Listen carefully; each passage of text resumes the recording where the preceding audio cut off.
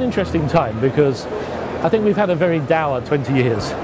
Sort of Protestant ethic, has been very, I don't think our teachers have had enough fun. And I don't think our I was talking to some head teachers in China, and I said, in 20 years' time, what do you think might have changed? And one of them, rather delightfully, she thought, and she said, hopefully there may be a little more joy.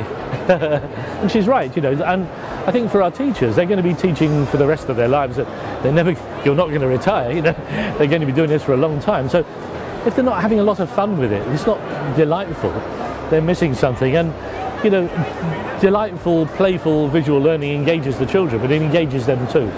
So I think we've forgotten to apply the lessons that we know about engaging children to ourselves. And I think, professional development should be engaging and seductive and playful and delightful and surprising. Probably at the moment it's a bit dull. So I think it's going to be a great decade. I think teachers are going to have more fun in the next 10 years than they've had in their whole career so far. And I rather enjoy that.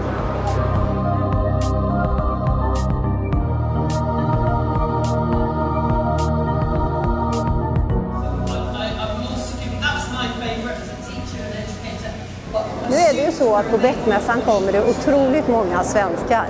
De senaste åren har det varit cirka 3000 svenskar på besök.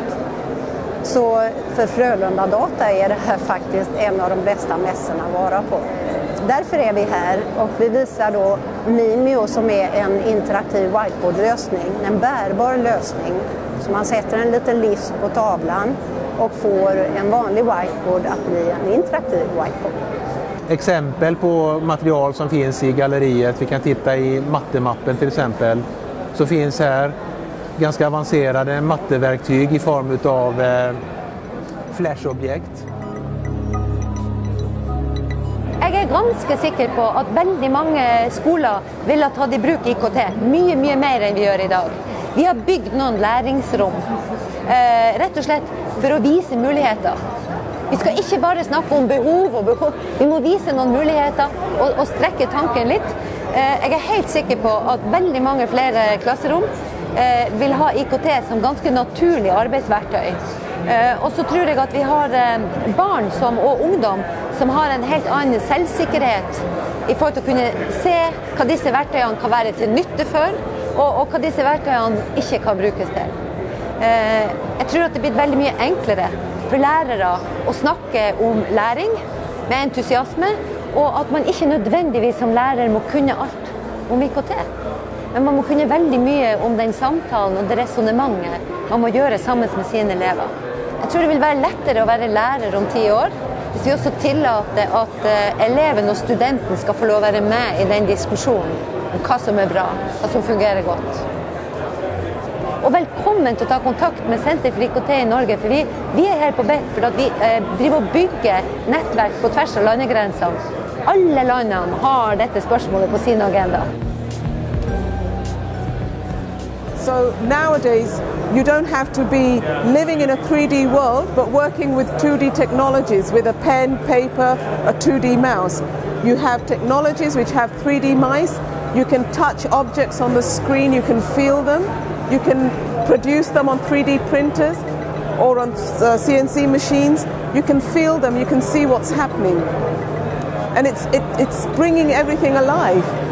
Yesterday's technology has become today's reality.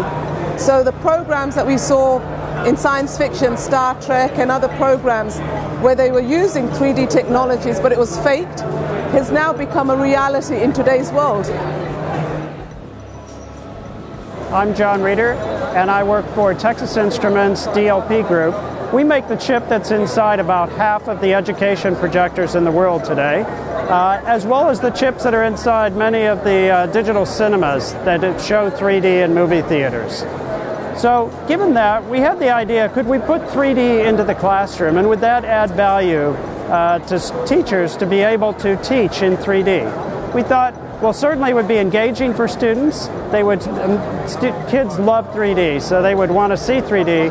But we also felt that would provide better understanding of spatial concepts. For example, the moon rotating around the Earth, which rotates around the sun. If you could see that in 3D, we felt they might understand that better. But it really wasn't for us to say. We needed confirmation from educators.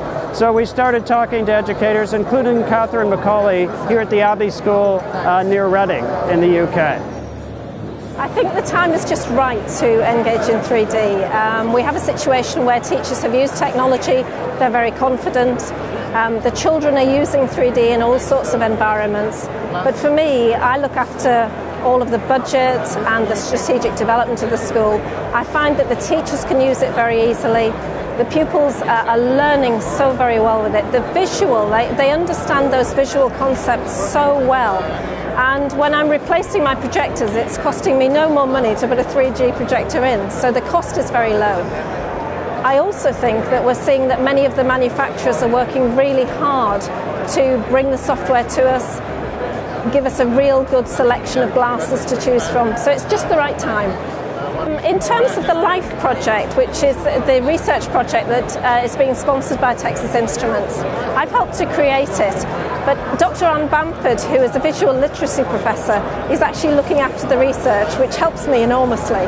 But it involves a number of countries. We have 8 at the moment, and all of the countries have 2 schools, and they loan a laptop and some glasses and some software, and they have a projector that's got the DLP chip in it, and they're able to project in 3D. And all of us can't believe that we're getting the same effect. All of these children across the globe are so enjoying the 3D experience, but very, very much their learning is so much better. So the classroom experience is so much better.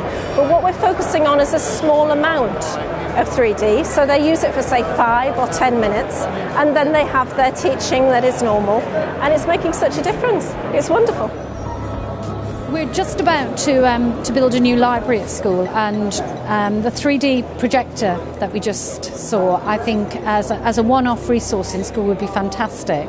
The demonstration we had was the structure of a plant, the plant sort of coming out of the screen. You can take parts off the plant, you can open them up so that children can see inside in 3D, and it's just something really simple. When the ladybird flew off the leaf, we all laughed because I reached out to try and grab it.